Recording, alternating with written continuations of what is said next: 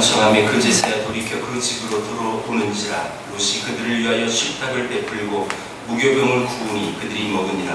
그들이 그 전에 그 성사 곧 소문 백성들이 롯을 방문하고 공들에서 밤으로 집을 들었다. 롯을 부르고 그에게 이르되 오늘 밤에 내게 온 사람들이 어디 있느냐 이끌어내라. 우리가 그들을 상관하리라.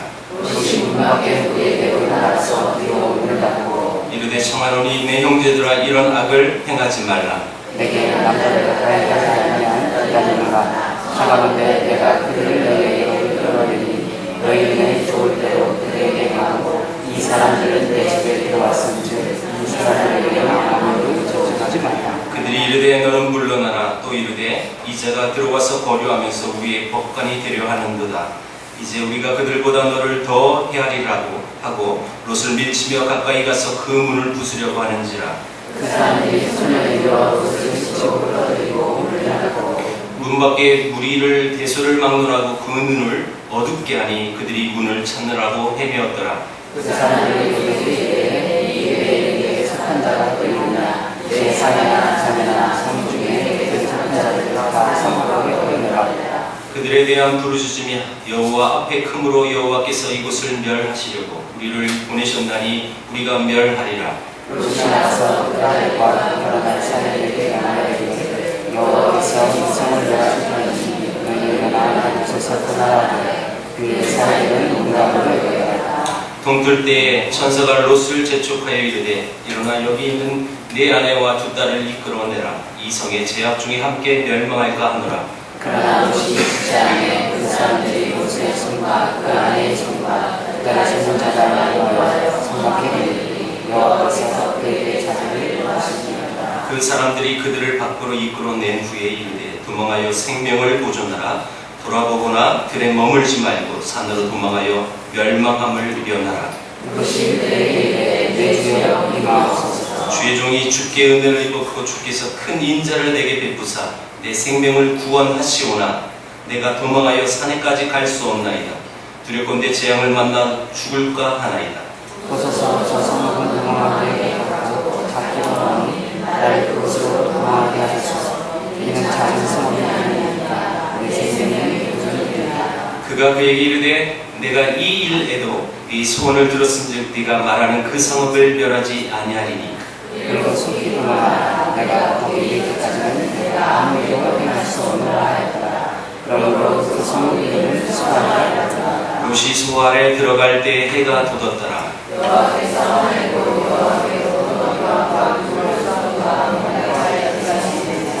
그 성들과 온들과 성에 거주하는 모든 백성과 땅에 난 것을 다 엎어 멸하셨더라.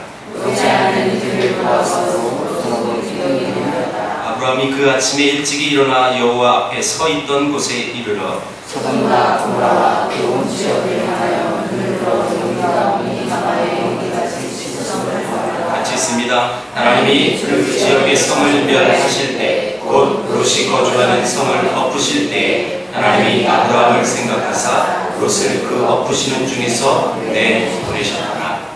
아멘.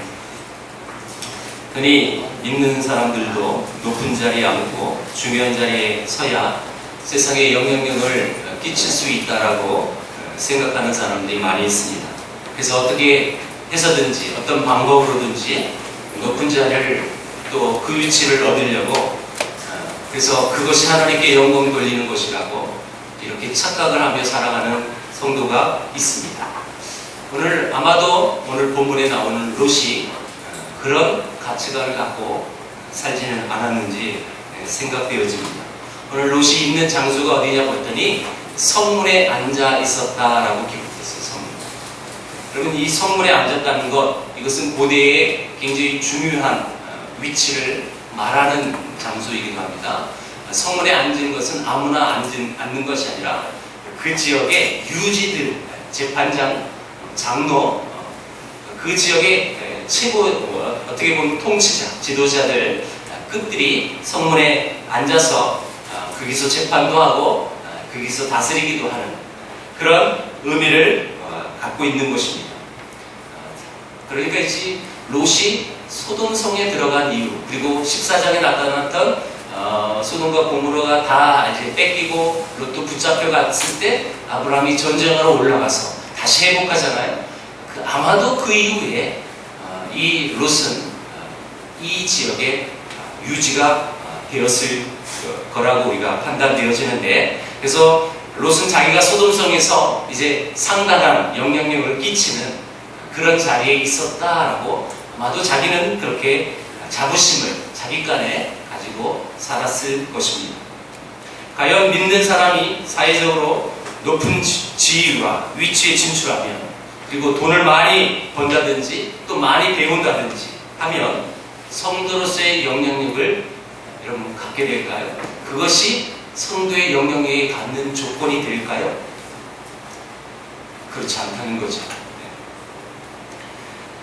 그것은 우리의 착각일 뿐이고, 그것은 합리화일 뿐입니다. 높은 자리에 오르고 돈도 많이 버는 것이 성도가 영향을 갖는 비결이라는 이런 미명하에 성도답지 못한 일을 또 슬쩍 하고 성도답지 못한 성품을 드러내는 자신을 합리화시키는 하나의 사고방식일 것입니다.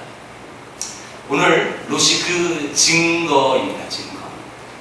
여러분, 이 롯은 머물렀던 그 소돔, 그기가 어디였습니까? 여러분, 소돔 바로 옆에 그기가 이제 사해고요. 사해는 이 지구상에서 가장 지표면이 낮은 지역입니다. 그래서 이 사해의 깊은 곳에 물이 다 이렇게 들어오면 이 물은 더 이상 나가지 않고 거기서 물이 증발합니다. 그래서 사해에서는요, 염도가 약 25%라 아무리 뚱뚱한 여자도 거기서는 뜹니다. 그래서 여러분, 나 수영 잘하고 싶어. 내 평생 소원 이것뿐. 물 위에 떠보는 거. 이러시면 이스라엘을 가보십니다. 왜 그런 지형을 갖게 될 수밖에 없었을까요? 그것은 바로 이 소돔과 고모라의 멸망의 사건과 이것은 연결되어집니다. 소돔과 고모라는 원래 좋은 땅이었습니다. 앞에 우리 13장에 보면 롯과 아브라함이 헤어질 때에 이 롯이 분명 소돔과 고모라를 바라봤어요. 근데 그 땅을 이렇게 표현합니다. 여호와의 동산 같고 에덴 동산 같고, 이곳은 애국 땅과 같다라고 표현했습니다. 다시 말하면 이 소돔과 고모라는 풍요로운 땅이었습니다. 부족함이 없는 땅. 그런데 이 소돔 고모라가 어떻게 이렇게 저주를 받아 심판을 받아 이런 끔찍한 그런 장소로 될 수밖에 없었을까요? 그것은 하나님께서 심판하실 때 유황불이 비처럼 쏟아져서 그 땅의 지표면을 파고 더 깊고 깊게 파고 들어간 그런 흔적, 그래서 사해바다가 되어지는 그런 저주를 받게 되는 것입니다.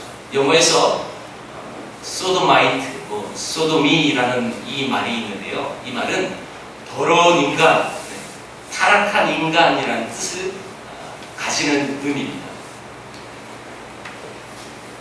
이 본문 4절에서 5절에 보니까 노소 막론하고, 여러분, 늙은이나 젊은이나 여러 곳에서 이 롯의 집에 몰려오는 모습을 우리는 발견합니다. 근데 그들이 롯에게 뭐라고 얘기해요? 야, 너희 집에 두 사람이 들어갔다. 그 두 사람 끄집어내라. 우리가 그들과 상관하리라. 상관한다는 말은요, 이게 성관계를 갖겠다는 뜻이에요. 지금 남자들이 와가지고 남자가 들어가는 두 사람을 보고 남자와 동성애를 하겠다라는 뜻이 바로 이 의미예요.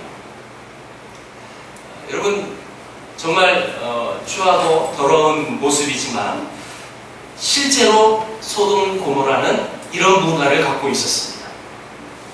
정말 인간이 생각할 수도 없을 만큼의 정말 추한 모습들이 그 안에 있었어요. 그래서 여러분, 소돔이라는 이 말이 동성연애 요 말도 포함된 뜻이고요.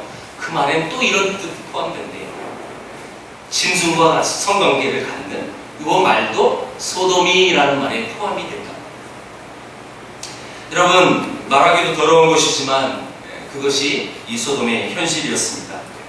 너무 본래 아름다운 땅이었고 비옥한 곳이었고 화려한 도시였지만 이제 완전히 타락하고 하나님의 심판이 있을 수밖에 없는 그런 땅이 되어버렸습니다.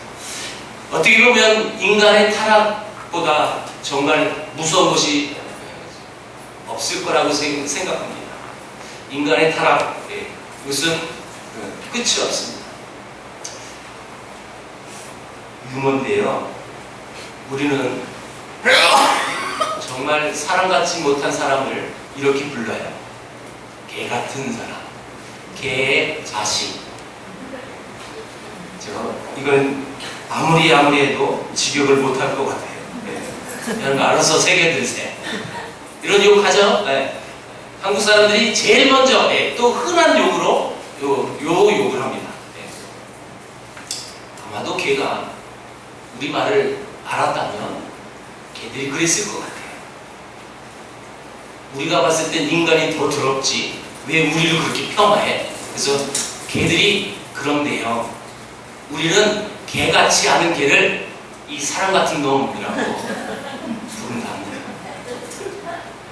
인간의 타락, 인간의 더러움을 풍자한 예화인데요. 죄악 중에 어떻게 보면 가장 무서운 죄악, 그것은 인간 자체, 인간 본질, 그것을 도전하는 일일 것입니다. 인간성이 타락하고 마음이 타락하면 우리의 육체가 타락하게 됩니다. 그렇게 되면 인간을 더 이상 하나님의 형상으로 지음받은 백성이라고 말을 할 수가 없는 거죠. 하나님의 자녀된 하나님의 사람의 모습을 이제 더 이상 찾아볼 수 없는 것이죠. 역사상 많은 나라들이 흥하겠고 또 그 많은 나라들이 참 많이 망하는 모습을 우리는 역사를 통해서 알게 됩니다. 근데 여러분, 그 모든 나라가 그렇게 부강한 나라들이 왜 멸망했을까요? 그 멸망의 내부, 그 안에 속속들이 들어가 보면 도덕적인 부패, 인간의 타락, 인간 문화의 성의 타락, 이런 모든 것들이 기초가 되어지는 모습을 우리는 잘 알고 있습니다. 지금 이 한국 사회의 가장 핫 이슈라고 말할 수 있는 것이 아마도 동성애인 것 같아요. 현재 동성애에 대해서 그것을 죄악이라고 말하면 이제 세상의 분위기가 그렇게 말하는 사람을 굉장히 못되게 보는 풍토가 이제 만들어졌어요. 여러분 아시죠? 동성애, 그것은 죄악입니다. 그렇게 말하는 이 멘트를 어떤 교회에 설교하는 목사님의 영상을 찍어서 공중파에 보내고, 그래서 기독교가 이렇게 많은 사랑을 말하지만 완전히 사람을 무시하고 폄하하고 있다. 그런 내용을 제가 방송에서 봤어요. 사회, 이 한국의 전반적인 분위기, 동성애 그런 죄가 아니다. 이렇게 팽배되어 있습니다. 하나의 성적인 성향일 뿐이다. 이렇게 지금 계속 가고 있다는 거 느끼십니까? 우리는 동성애자들을 정죄하지는 않습니다. 이것은 분명합니다, 여러분. 동성애자들, 사람을 우리가 정죄하고 그들을 모욕하고 그들을 폄하해서는 안 됩니다. 그것은 해서는 안 됩니다. 다만 그 죄악을 죄악이라고 말할 줄 알아야 합니다. 사람을 미워하고 사람을 정죄해서는 안 되지만 그 죄악을 죄악이 아니라고, 그것을 타협하고 그들과 함께 동조해버리면, 여러분, 소돔과 고모라와 이 나라가 뭐가 다르겠습니까? 이 땅의 타락한 문화, 요즘은 드라마, 영화, 이거 다 불륜, 이거 아니면 소재가 되지 않고, 아침 드라마는 100% 더라고요, 100%. 불륜 얘기 아니면 절대 얘기를 할 수가 없는 현실. 요즘은 그런 말을 하는지 모르지만 제가 옛날에 직장 다닐 때 그런 말이 있었어요. 요즘은 결혼한 부부도 애인 없으면 바보라고. 왜 그런 말이 나옵니까? 그만큼 지금 사회가 부패하고 썩었다는 뜻이에요. 여러분, 이런 모습을 이 소돔과 고모라만 볼 것이 아니라 현재 우리가 살고 있는 이 사회도 이런 문화가 팽배해 있다는 사실을 꼭 우리는 직시해야 하는 것입니다. 사람은 미워하지 않지만 그 죄악성을 반드시 우리는 알아야 하고, 또한 그것이 죄라는 것을 말할 줄 알아야 하는 것입니다. 과연 그런 소돔성에 살고 있는 롯은 자기가 지금까지 이 땅에 내가 유지다, 그래서 내가 이 땅에 영향을 끼칠 수 있는 그런 사람이다 라고 그는 생각하고 살았을 것입니다. 그러나 이 문화 속에, 이 배경 속에 롯은 전혀 하나님을 아는 백성으로서의 영향력을 끼치고 사는 모습을 아무리 눈씻고 봐도 볼 수가 없습니다. 오늘 이 본문을 보면서 롯과 또 그의 가정의 어떻게 보면 안 좋은 모습이죠. 전혀 하나님의 이름을 드높이는 그런 영향을 끼치지 못하는 모습들이 너무너무 절실히 나와요. 여러분, 9절을 한번 보세요. 9절에 이 소돔 사람들이 롯에게 찾아옵니다. 야, 너희 집에 들어가는 그 두 놈이 이 땅에 거류하면서 우리의 법관이 되려고 하는 거다. 그놈 끄집어내라. 여러분, 만약 이때 천사들이 롯의 손을 강제로 이끌어서 안에 집어넣지 않았다면 아마도 롯은 큰 봉변을 당할 수 있었을 것입니다. 말하자면 롯은 자기가 성문에 앉는 지위를 가지고 있으니까 소돔성에서 상당한 영향력을 끼치는 인물이 된 줄 알았지만 이 사람들 앞에서 롯의 말은 씨알도 먹히지 않았습니다. 12절, 14절 이 사이에 보면 이제 성이 멸망당할 거니까 이제 딸의 남편들이 이제 결혼을 하지 않았지만 이제 약속된 그 사이 될 사람들에게 찾아갑니다. 자, 여기 떠나야 돼. 그때 이 사이들은 농담으로 여깁니다. 장인된 이 롯이 간곡히 또 간절히 너희들이 빨리 떠나자 라고 했을 때 그걸 농담으로 여겼다는 것. 이 말은 지금 롯이 아무런 영향을 끼치지 못한 대표적인 모습인 것입니다. 또 있어요. 23절에서 28절은 롯의 식구의 얘기가 나옵니다. 롯의 아내는 하나님의 말씀을 따라서 이 소돔을 나오긴 나왔습니다. 몸은 나왔지만 마음은 여전히 그 소돔에 머물렀어요. 여러분, 이 롯의 마음을, 아내의 마음을 우리 한번 생각해 보겠습니다. 이 소돔에 와서 이제 오랜 세월 그 안에 많은 어려움도 있었는데 우리 삼촌 아브라함의 힘을 얻어 이제 유지가 되고 이제 정착이 돼서 이제 잘 먹고 잘 살 수 있는 기반이 딱 껴졌는데 이제 하루아침에 그 모든 것 다 아무것도 가지고 오지 못하고 다 고스란히 내버려 두고 떠나야 될 수밖에 없는 이 롯의 아내. 그래서 저 아까운 거 저거 어떡하지? 저거 우리 평생 쌓아온 건데 어렵고 힘들 때 참 그거 견뎌내서 이만큼 부를 축적했는데 이거 아까워서 어떻게 떠나지? 그런 마음속에 그는 뒤를 돌아보고 우리가 잘 알듯이 소금 기둥이 됩니다. 그녀는 신앙이 병든 물질주의자였습니다. 이것은 롯의 아내가 얼마나 정신적으로 또한 영적으로 소돔과 강하게 연결되어 있는지를 잘 보여주는 대표적인 장면입니다. 또 있어요. 우리가 오늘 본문에 나오진 않지만 30절 이후부터 38절까지 어떻게 반인륜적인 이런 모습이 나와요.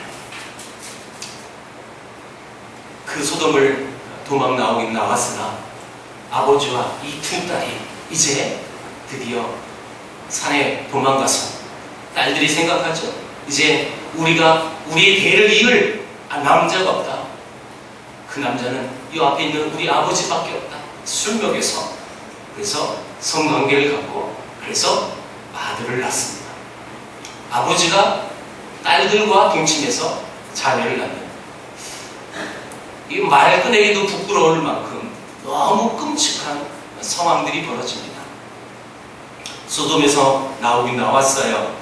그들의 마음을 지배하는 것은 그러나 여전히 세상의 도리고 소돔식 삶의 방식이 갖고 있었기 때문에 그런 폐륜적인 반인륜적인 모습들이 나오게 되는 것입니다. 삶의 표준이 여전히 세상입니다. 삶의 가치가 소돔이니까 그 다음에 당연히 따른 것은 윤리적인 타락이라는 것입니다.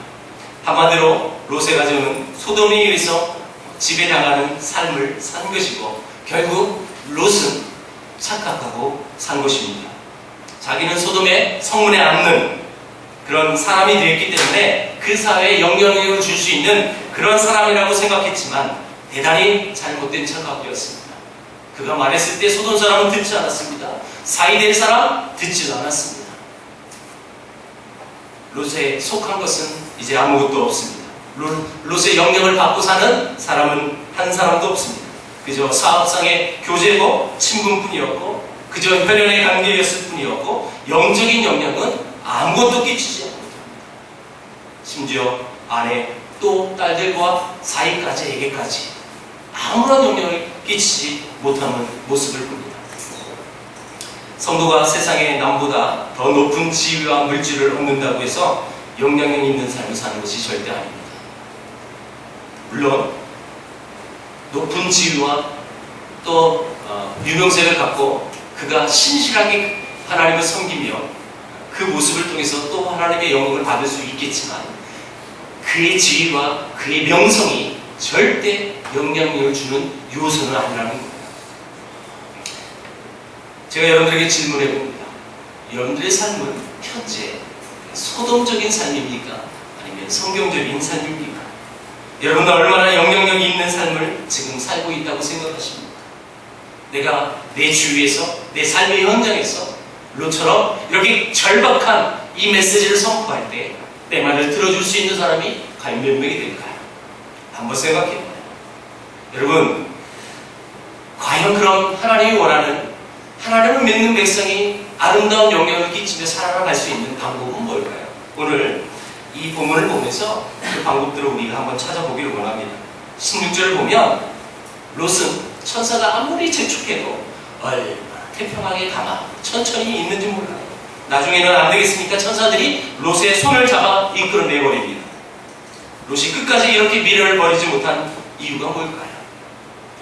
내가 이 지금까지 이곳에서 쌓았던 명성과 부와 이 명예, 이 모든 것, 이제 하루아침에 다 사라집니다. 이제 끝나는 거예요. 여기서 나가버리면, 이거는 완전히 죄가 돼버려요. 나갈 수가 없는 거죠. 17절에 천사들이 산으로 도망가라고 했을 때, 이 롯은 이렇게 얘기합니다. 내 주여, 그리 마옵소서. 그렇게 하지 마세요. 그리고서 19절에 이렇게 얘기합니다. 주께서 나를 구원하시오나, 구원하십니다. 이러면 될 걸 구원하시오나 이 단서를 붙여요. 하나님께서 은혜를 베풀어 주셔서 구원해 주셨으면 여러분 잔소리 말고 하나님이 지시한 대로 따라가야 하는 것이 우리 일반적인 상식 아니겠어요? 그런데 이 롯은 그렇지 않습니다. 꼬리표를 답니다. 그리고 이렇게 딜을 하죠. 저 산으로 도망가게 하지 마시고 요 옆에 소알성으로 제가 가게 해주세요 라고 요청합니다. 결국 롯이 마지막까지 포기할 수 없었던 한 가지가 있었는데 그게 소알성이었습니다.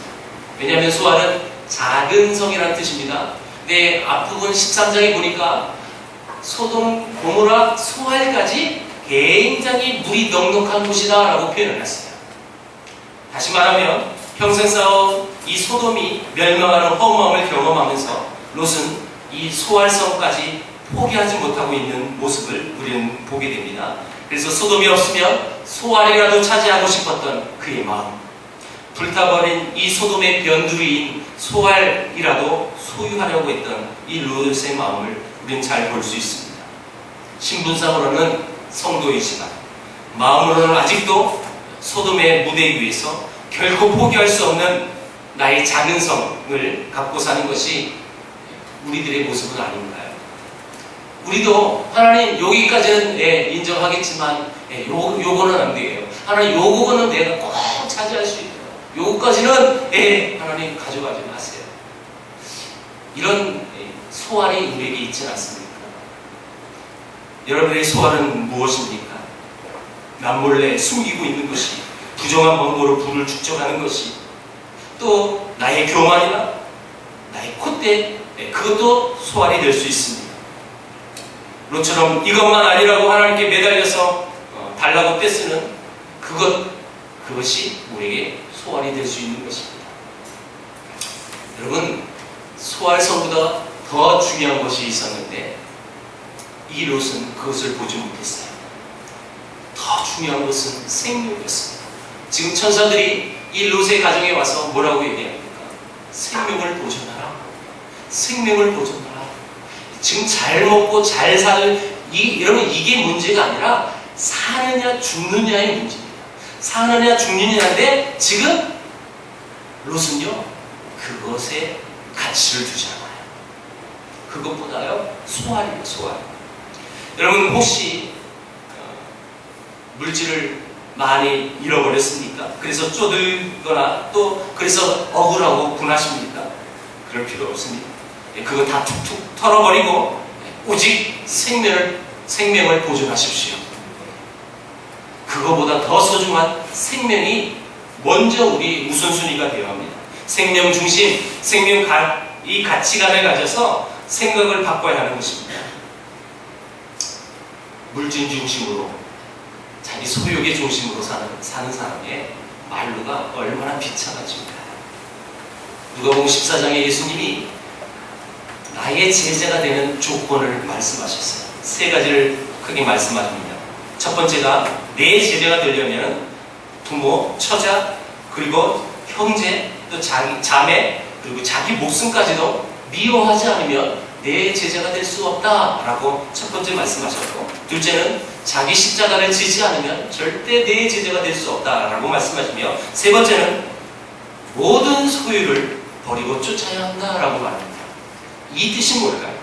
소유욕, 물질에 대한 욕심, 세상적인 욕망, 이거 끊어버리지 않고는요 하나님의 창조적인 역사를 여러분 이루어갈 수가 없는 거예요. 하나님의 창조적인 역사는 내가 지금 갖고 있는 그 모든 것, 물질력, 소유욕, 그것조차도 다 끊어버려야 생명을 구원할 수 있다라는, 그래서 나의 제자가 될 수 있다라는 말씀을 하십니다. 그래서 예수님 말씀에 대해서 말씀하시면서 이런 예화를 들으셨어요. 롯의 아내를 생각하라. 롯의 아내를 생각하라.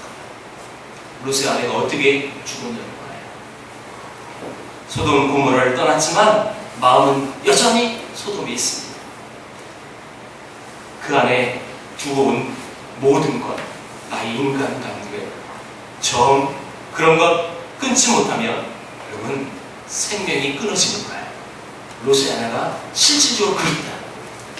그것을 끊지 못하면 자기 목숨이 끊어지는지도 모르고 여전히 그걸 바라보고 소금 기둥이 됩니다. 여러분, 생명, 이것이 문제입니다. 무너져야 할 것이 무너져야 하고, 버려야 할 것이 있다면 버려야 하고, 꺼져버려야 할 것이 있다면 꺼져버려야 합니다. 끊어버려야 할 것이 있다면 끊어야 하는 것입니다. 그래야 진정한 예수님의 제자가 될 수 있고, 그것보다 가장 소중한 우리의 영적인 생명이 여러분 달려있는 거예요. 이게 먼저 순위가 되어야지. 내 푼이라고 그것을 여전히 여러분 내 머리에 두고 여전히 내 한 발은 세상에 담궈놓고 저울질하는, 여러분 이 모습의 결과가 롯의 아내라는 예수님이 정말 이 말세를 설명하면서 그렇게 설명하셨단 말이에요. 내가 지금 롯의 아내의 모습을 갖고 있지 않는지 한번 이 본문을 보면서 우리가 다시 한번 우리의 삶을 되돌아봤으면 좋겠습니다. 그렇다면 물질 중심에서 생명 중심으로 우리가 돌아서려면 무엇을 해야 할까요? 성도로서 꼭 하나 우리가 가져야 할 것이 하나 있습니다. 오늘 이 상황들을 한번 보겠습니다. 이 손님들을 영접하는 롯의 모습이 보여요. 네, 앞장에 아브라함도 똑같이 동일하게 그 천사들을 맞이한 거거든요. 똑같이 맞이합니다. 네, 장소가 달라요. 아브라함은 장막에서 손님을 만났고요. 지금 이 롯은 성문에서 손님을 맞이했어요. 장소의 개념을 아셔야 됩니다. 이를테면 장막은 천막이에요. 성은요, 엄청난 아주 튼튼한 자기의 안위를 지켜줄 수 있는 성이 있었다는 거예요. 그런데 모습, 이제 그들을 맞이하는 영접하는 모습이 달라요. 아브라함은 세스아 엄청난 이 밀가를 준비해서 많은 분량을 음식을 준비하고 살찐 송아지와 버터와 우유를 준비해서 극진히 대접합니다. 그런데 롯은요, 무교병을 대접했다고 성경이 기록합니다. 무교병. 여러분, 이 무교병은 일반 서민들이 먹는 맛없고 거친 음식입니다. 아주 가난한 사람들이 먹는 그런 음식입니다. 여러분, 롯이 가난해서 이런 음식을 대접했나요? 아니요, 그렇지 않습니다. 이것은 이런 것을 지금 우리에게 말씀하신 거예요. 성문에 앉아서 풍요로운 삶을 살고 있었던 롯, 그러나 그의 영적인 모습은 이렇게 가난했다는 거예요. 비록 저기 산지에 있는 마물의 숲을 상수리 나무 아래에 있는, 그래서 그 앞에 장막을 쳐서 살고 있는 아브라함은 겉으로 볼 때는 아무 내세울 것 없는 초라한 노인네요. 그러나 그는 최선을 다하여 손님을 대접합니다. 개인제 여러분, 이것은 지금 아브라함과 롯이 비교되는 장면이거든요. 뭘까요? 단순히 음식을 대접하는, 그래서 소홀해서, 그래서 많은 어떤 목사님들은 그러죠. 주의종을 그래서 잘 모셔야 된다고. 이거 뭐라고 롯은 이렇게 무교롱이나 준비하고, 이런 설교도 들은 적도 있을 거예요. 그런 의미가 아닙니다. 그런 의미가 아니에요. 지금 그의 영적인 상태를 우리에게 잘 설명해주는 하나의 대표적인 모습입니다. 저의 짧은 50도 못 살았던 이 젊은 사람이지만 제 경험상 여러 가지에서 어떤 사회생활이든 또 교회 안에서든 또 강의하면서 만나는 사람들, 이 제 경험의 모든 전반에 걸쳐서 제가 느낀 것이 하나 있다면, 생활이 넉넉하고 풍요로운 삶을 살더라도 그가 최선을 다해서 영접하고 대접하는 모습들을 저는 잘 못 봤어요. 네, 비록 가난해요. 비록 쓸 거 많이 없어요. 그런데 그런 분들이 오히려 최선을 다하여 대접하는 모습들을 저는 지켜봅니다. 참 아이러니죠. 정말 여러분, 비싼 외제차 타는 사람들은 팁을 안 줘요. 근데 일반 서민차 타는 사람들이 더 팁을 주지. 너무너무 달라요. 어떻게 보면 용서하세요, 있는 놈이 더 한다고. 그런 모습들을 참 제 삶의 경험에서 느껴봤습니다. 극동방송 헌금하는 거, 주의 복음을 전하는 정파 선교사, 여러분 조사해보세요. 다 가난한 사람이죠. 시장에서 그날 팔아서 그날 먹고 살아가는 그런 분들이 방송 듣고 간절함으로 또 절실함으로 아끼고 아껴서 헌금 받지, 풍요로운 사람들 하지 않습니다. 더 기가 막힌 롯의 태도를 한번 보겠습니다. 6절에 롯이 밖으로 나가서 뒤로 문을 닫고 이제 말을 합니다. 그리고 8절에 이렇게 얘기합니다. 제발 우리 집에 온 손님 건들지 마세요. 그 대신에 우리 집에는 결혼하지 않은 두 딸이 있는데 내가 그 두 딸 줄 테니까 이 사람 상관하려고 하지 말고 내 두 딸 알아서 하세요. 여러분, 이 진짜 저도 아빠지만 어찌 이런 말을 할 수 있을까? 자신이 분명히 그들에게 그건 악이라고 얘기했어요. 근데 그 악이 알면서도 거기에다가 자기 딸을 주겠다는 거예요. 그것을 죄라고 생각하지 못할 정도로 자기도 벌써 물이 들었어요. 롯도 이미 소돔이가 된 거죠. 이런 생각, 이런 가치관을 가지고 무슨 영향력을 끼칠 수 있겠습니까? 무슨 성도의 삶을 살아갈 수 있겠습니까? 아무리 사회적인 신분과 지위가 높은 사람일지라도 이런 삶을 살아간다면 무슨 영향력이 있냐는 거예요. 오히려 더 여러분 하나님의 영광을 가질 수밖에 없어요. 지금 한국 사회가 그거예요. 지금 옛날에 믿는 사람들 많이 가난했어요. 그래서 여러분 한국의 부흥이 뭐였어요? 그 가난한 성도들이 하나님 믿어서 많은 물질의 복을 받았죠. 그래서 선교도 했어요, 사실은. 그런데 그래서 이런 많은 지위 계층들, 고위 계층들, 믿는 자들 많아요. 국회의원 거의 반 이상이 교인이래요.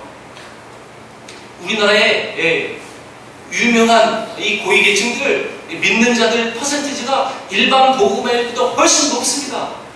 그런데 그들이 여전히 청문회에 나오고 여전히 교인이라고 종교, 기독교 무슨 교회 출석하는데 여전히 부정부패에 연루돼서 이름 나오는 그것이 무슨 영향력이냐? 그게 오히려 더 하나님의 이름을 또 거룩히 여기며 또 그 이름을 위하여 아름답게 살아가는 백성들보다 더 훨씬 악영향을 끼치는 사람들이 이 땅에 얼마나 많은지 몰라요. 성도가 영향력 있는 삶을 살려면 무엇을 가져야만 그 영향을 끼칠 수 있다라는 생각을 우리는 버려야 합니다. 다만 우리가 영향력 있게 살려면 한 가지 우리가 갖춰야 될 것이 하나 있어요. 그게 뭐냐면 세상과 다르다는 것을 가져야 합니다. 세상과 다르다는 생각은요, 우리 안에 뭐가 만들어지냐면 자부심이라는 게 만들어져요. 예수님을 믿는 자부심, 예수님을 나의 구주로 모시는 그 자긍심이 있기 때문에 세상과 달라질 수밖에 없어요. 마틴 루터 킹 목사님, 흑인 목사님, 피 잘 된 목사님. 이 목사님은 미국의 흑인 사회 인권을 위하여 애쓰셨던 목사님. 하루는 시내를 지나가다가 흑인 청소부가 온갖 욕설을 퍼부어가며 청소를 하고 있는 모습을 발견했답니다. 그래서 그 목사님이 조용히 그분에게 다가가서 이렇게 얘기했대요. 하나님께서 당신에게 맡기신 지구의 한 모퉁이를 자부심을 가지고 그를 깨끗이 청소하면 되지 않겠습니까?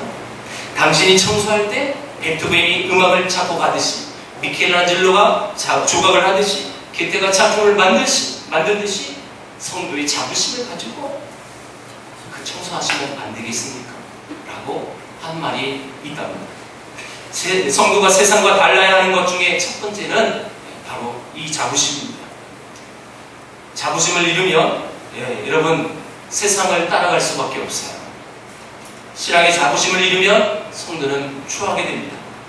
근데 반대로 성도가 세상과 다르다는 것을 자랑스럽게 여긴다면 완전히 바뀌어지는 거죠. 여러분 그 모습이 지난번 이렇게 사도행전 강의했을 때 기억하세요? 뒷부분에 사도행전 26장에 바울이 자기 앞에 베스도 총독과 아그리빠 왕이 있어요. 당대의 최고의 통치자, 최고의 권력자가 그들 앞에 있습니다. 이 베스도 총독은 바울에게 이렇게 얘기합니다. 네 많은 학문이 너를 그렇게 미치겠구나. 아그리빠 왕은요, 야, 네 그 작은 말로 나를 설득하려고 그래? 나를 그리스도인 만들려고 그래? 그러지 마. 라고 이 바울을 정죄하고 아주 깔아뭉개는 모습들을 보게 되는데, 그 바울은 비록 그들 앞에 있는 쇠사슬에 묶여있는 제수씨를 부리고 보잘것없는 머리 벗겨진 나이 많은 노인이었습니다. 그러나 그는 당당히 그들 앞에 서서 얘기합니다. 내가 당신들한테 말할 것이 있는데, 내가 이렇게 결박된 것 외에는 당신들 모두가 나와 같이 되기를 원합니다. 이렇게 당당히 그 앞에 섭니다. 그 뒷부분은 엄청난 위기와 엄청난 위험 앞에서도 이 바울은 하나님을 믿는 백성으로서 당당히 서는 모습을 끝까지 보여줍니다. 그리고 마지막 여러분 아주 멋있는 장면이 있었다고 했죠? 삼간, 이 광장에 지나갈 때 바울을 맞이하는 모습. 얼마나 이 사도행전 기자가 비록 초라하고 비록 보잘것없는 한 나이 많은 선교사지만 그를 하나님 앞에 또 세상 앞에서 얼마나 당당하게 그런 묘사를 하고 있는지. 바울이 실제로 그렇게 당당했죠. 여러분, 얼마나 당당한 확신이며 또 긍지일까요? 예수 그리스도를 믿는 사람들은 자기의 영적인 신분에 대해서 이런 자부심과 확신이 반드시 있어야 한다는 것입니다. 그런데 문제는 오늘날 그리스도인들이 이런 확신, 이런 자부심이 잘 보이지 않는다는 거예요. 있다는 거예요. 자부심이 없어지면 우리에겐 간절함이 사라지게 됩니다. 왜냐하면 예수를 믿는다는 것이 부끄러워져요. 그래서 그 안타까운 마음을 가지고 복음을 사람들에게 마음껏 당당하게 전할 수도 없는 것입니다. 또 그리스도인들이 자부심을 상실하면 신분에 걸맞는 삶을 살아갈 수가 없는 거예요. 내 안에 예수님 때문에 비록 내가 이렇게 인간적인 눈으로 봤을 때 초라하고 부족하지만 내 안에 자부심이 있어요. 자긍심이 있어요. 그래서 내 안에 계신 그 예수님 때문에, 내 안에 있는 그 하나님 때문에 당당히 그들 앞에 복음을 전할 수 있고, 그러면 그들 앞에 이 생명을 전할 수 있다는 거예요. 그런데 이 안에 그 자부심이 없으면 절대 그렇게 말을 못해요. 내 안에 있는 자신감을 가지고 말을 할 수가 없는 거예요. 왜요? 초라하거든요. 제가 일부에 이렇게 이야기를 드렸어요. 일부는 거의 학생 청년입니다. 내 안에 주님이 없으면 학교에서 우리 같은 학생들이 같이 밥 먹을 때 내 안에 자부심이 없으면 그들이 볼까봐 기도도 못해요. 요즘 아이들이 그렇대. 요즘 아이들이 교회 다니지만 예수님 믿는다고 하지만 그 앞에서 기도하는 모습이 초라하고 내 기도하는 모습 속에 애들이 손가락질 할까봐 그 앞에서 하나님께 기도도 못하고 밥을 먹는다. 그냥 누가 볼까 눈에서 팍팍하고 이렇게 봐. 그게 뭐예요? 안에 예수님을 믿는 자부심이 없기 때문에 벌어지는 행동 아니에요. 여러분들은 예수님을 믿는 자부심이 있으십니까? 그러면 세상에 당당히 설 수 있는 거예요. 세상의 가치관은 나를 그렇게 판단하고 나를 초라하게 볼 수 있어요. 그러나 내 안에 계신 예수님 때문에 당당히 설 수 있는 거예요. 당당히 설 그 모습, 그것이 생명이 나오는 거예요. 말씀 맺겠습니다. 여러분, 성도로서의 자부심을 현재 가지고 계십니까? 그 자부심은 물질 중심의 삶에서 떠나서 생명 중심의 삶을 사는 것으로 나타나야 하는 것입니다. 그 물질이 아니라 생명성. 내게 주어진 하나님의 삶이고 죽을 수밖에 없는 나를 하나님 건지셔서 구원하셨던 그 놀라운 은혜가 내 안에 있기 때문에 물질의 가치관에 지배받는 것입니다. 생명의 가치관을 지배받는 거예요. 내 생업이, 내가 가르치는 그 직장이, 또 내가 거기서 모든 벌어지는 만나는 모든 사람들, 그 모든 것이 나를 통하여 생명이 증거되는 것이 아닙니다. 왜요? 그 근거가 뭐냐는 거예요. 내가 먼저 살았기 때문에, 내가 먼저 그 영원한 생명이 뭔지를 알았기 때문에 물질의 가치관에서 생명의 가치관이 바뀌어요. 롯과 그의 가족들이 물질의 가치관으로 살아갔다. 그래서 처참한 이 말년의 모습을 우리가 잘 보았어요. 생명을 보존하라. 이 하나님의 메시지를 우리는 붙들어야 합니다. 생명이 먼저입니다. 그것이 먼저 우리의 우선순위가 되어야 합니다. 나의 영적인 생명이 먼저 우선순위가 되어야 합니다. 그래서 어찌됐든 때를 얻든지 못 얻든지 하나님께 예배하고 또 때를 얻든지 못 얻든지 주의 복음을 전하는 것, 그것이 우리의 사명인 것입니다.